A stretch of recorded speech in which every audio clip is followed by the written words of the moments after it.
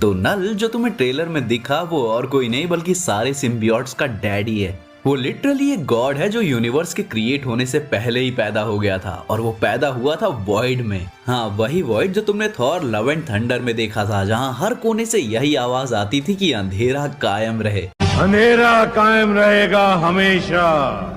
अब नल की पावर्स है कि वो वॉइड को किसी भी चीज में शेप कर सकता है। वो किंग इन ब्लैक है जिसके सामने थैनोस भी सलाम ठोक के निकलता है। तो नल ने सबसे पहले क्रिएट की थी नेक्रो स्वॉर्ड, वही स्वॉर्ड जिससे गॉड द गॉड बुचर सारे गॉड्स को मार रहा था। और फिर उसने क्रिएट किए सिम्बियोट्स। अब उसने सिम्बियोट्स क्यों क्रिएट किए उसके पीछे एक बड़ा रीजन है, पर मैं शॉर्ट में बता देता हूँ। हुआ ये कि नल अपने वॉइड में मस्त चिल कर रहा था, तभी सेलेस्टियल्स आ गए और अपनी लाइट्स जलाने लगे, जोर जोर से आवाजें करने लग गए। अब नल को गुस्सा आ गया कि साला वॉइड में भी शांति नहीं है, तो उसने नेक्रो स्वॉर्ड बनाई और सेलेस्टियल्स को काटना शुरू कर दिया जैसे कि वो बस बड़े से पेड़ हों। फिर उसने सिम्बियोट्स बनाए ताकि वो सेलेस्टियल्स और उन्होंने जो प्लैनेट्स लोग बनाए हैं उनको सबको करप्ट करके वॉइड का हिस्सा बना सके। और उसका प्लान काम भी कर गया, पर सिम्बियोट्स को नल इतना पसंद नहीं आया, तो उन्होंने अपना एक प्लैनेट बनाया, प्लैनेट ऑफ द सिम्बियोट्स। और वो अपने सिम्बियोट्स को यूनिवर्स में भेजने लगे ताकि नल ने जो उनकी इज्जत खराब की है वो उसे बचा सके। अपना वेनम भी उन्हीं सिम्बियोट्स में से एक था।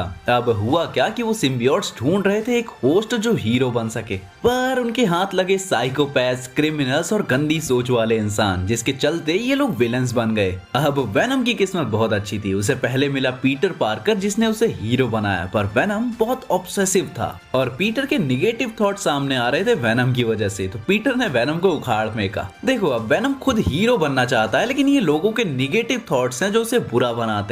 पर फिर उसे परफेक्ट होस्ट मिला एडी ब्रॉक, जो निगेटिव थॉट्स को अपने कंट्रोल कर सकता था, और वेनम और एडी दोनों मिलके बेस्टेस्ट हीरो बन गए। अब वेनम 3 मूवी के हिसाब से साइनोफेजेस, जो कि अपने प्लेनेट की वो स्पेसीज हैं जो सिम्बियोट्स को हंट करती है ताकि उनके होस्ट के ब्रेन खा सके, बहुत ही अजीब शौक हैं, तो वही इस मूवी के रियल विलेंस होंगे। तो इस मूवी में सोनी प्रोबेबली नल को सेटअप कर रहा है, क्योंकि अगर उन्होंने नल को एक ही मूवी में लाके उसी मूवी में उसे मार दिया तो मुझे बहुत बुरा लगेगा, क्योंकि अब तक मार्वल मूवीज में हमें जितने भी विलेंस दिखाए गए हैं, नल सबसे बड़ा खतरा है जो पूरे मार्वल यूनिवर्स को हिला सकता है। कॉमिक्स में भी नल को कोई हरा नहीं पा रहा था। लिटरली इस बंदे ने एवेंजर्स और एक्स-मैन दोनों की मार के रखी थी। उसके सिम्बियोट्स हर जगह फैल गए थे, यहाँ तक कि एडी भी ऑलमोस्ट मर चुका था। वो तो गॉड ऑफ लाइट ने एडी को बचाया और उसी पावर से एडी ने नल को सन में फेंक दिया, क्योंकि नल की ओनली वीकनेस ही लाइट थी। तो प्रोबेबली यहाँ भी यही होगा कि नल आएगा और वो कब्जा करना शुरू करेगा और सोनी के मल्टीवर्स में हर जगह सिम्बियोट्स फैल जाएंगे। और एंड में अगर ये एडी की लास्ट मूवी है तो स्पाइडरमैन को दुनिया को बचाने आना ही होगा। पर ये सोनी और मार्वल हैं तो भरोसा नहीं कर सकते, क्योंकि इन्होंने गॉड द गॉड बुचर को भी एक मूवी में वेस्ट कर दिया था, तो ये तो नल के साथ कुछ भी कर सकते हैं। बाकी ये था शॉर्ट में सब कुछ जो तुम्हें वेनम 3 देखने से पहले जानना होगा। तो मैं मिलता हूँ किसी और वीडियो के साथ, तब तक के लिए बी वेबटास्टिक, बी फैंटास्टिक।